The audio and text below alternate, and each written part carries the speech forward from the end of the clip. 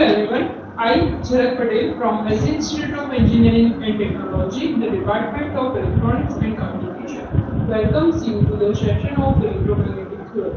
Today we are going to discuss about Unit 5, that is plane wave at boundaries and dispersive media, with topic perfect dielectric and boundary conditions. So let's start the session.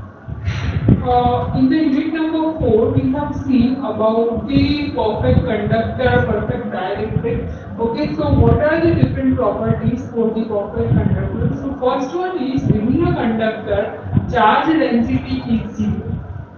Second one is electric field density within a conductor is 0, means E bar is equal to 0. Now, if we put E bar equal to 0, then obviously electric flux density, that is D bar, is also becomes 0 because D is equal to epsilon E.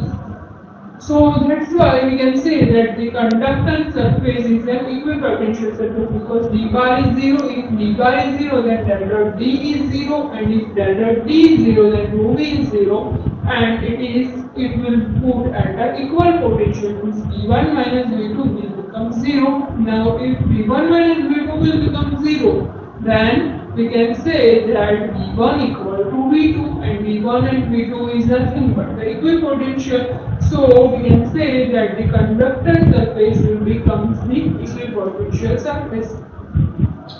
Normal component of D is equal to the surface charge density on the surface, that is equal to the normal component. Now let's see the different boundary conditions. We have to see the boundary conditions for the electric field as well as for the magnetic field.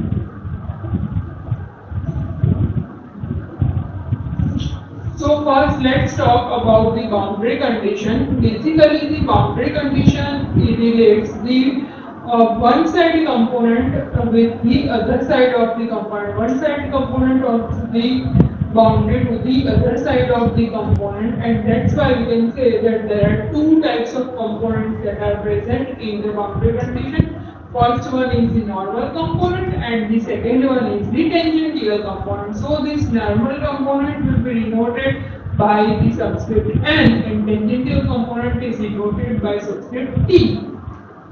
So here let's first talk about the problem that occurs when the wave traveling from one medium to another medium. Here two waves will be shown. First wave has some magnitude E1 and second wave has a vector E2. Means first one is E1 bar, electric field intensity, and second one is the second medium's electric field intensity.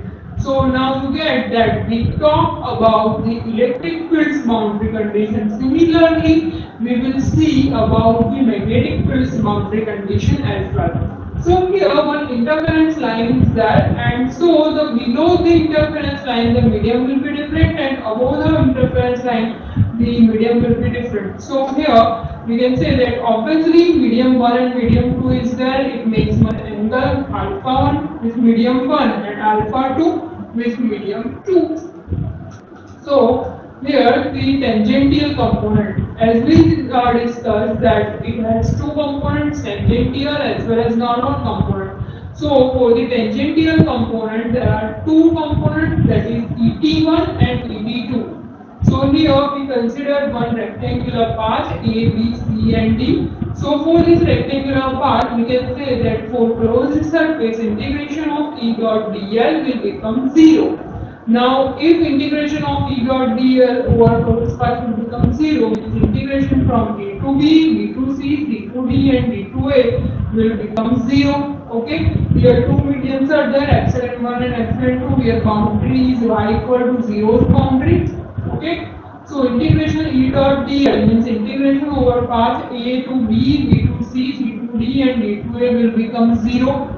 So for this particular path A to B, B to C, C to D and D to A, we can say that the two paths component will become 0. Why this two paths component will become 0? Because if we see in this figure, then electric field component will present on only horizontal path, means from A to B, and from C to D only the components are present. The remaining component will become 0.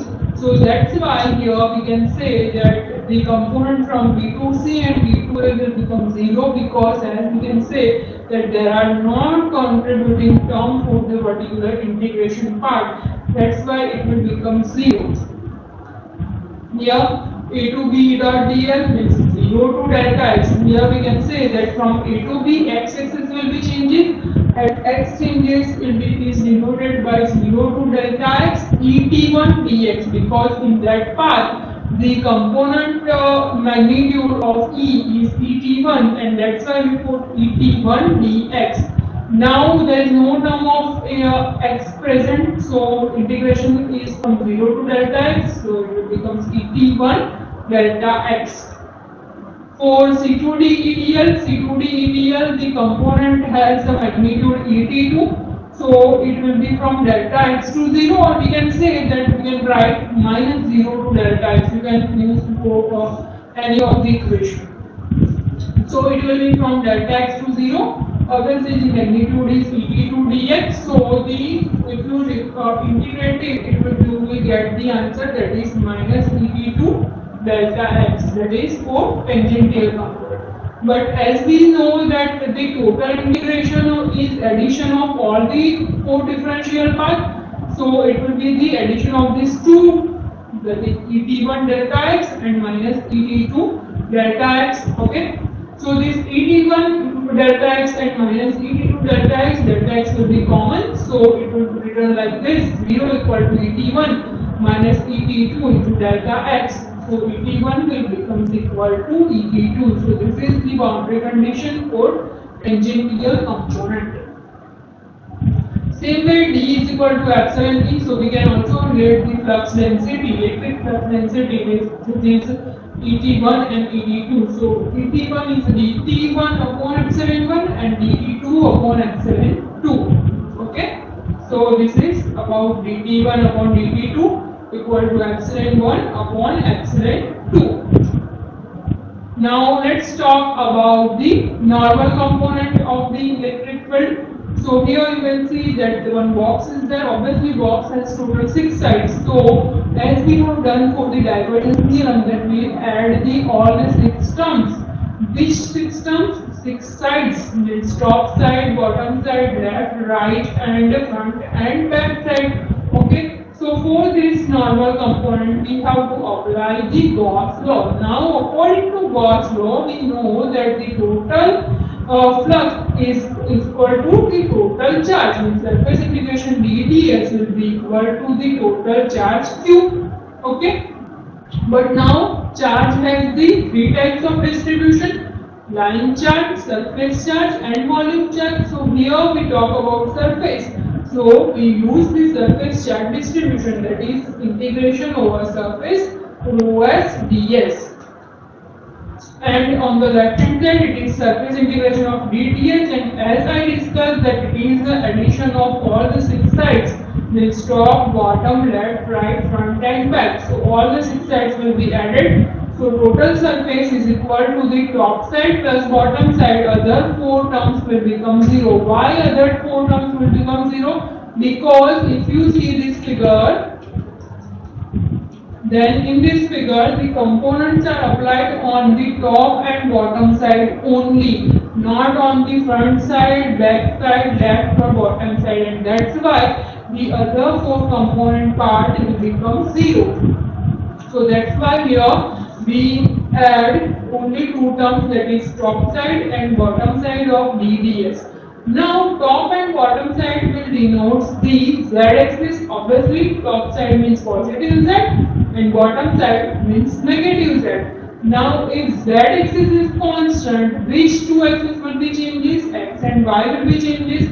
As we discussed in the divergence theorem of the chapter number 2, that for the positive z-axis, means with respect to positive z, the surface will be dx dy is z bar, and with respect to bottom side, means negative z, the surface is dx dy and minus az. Okay. Now for the top side, we can say that the integration term for the top is with respect to x and y integration.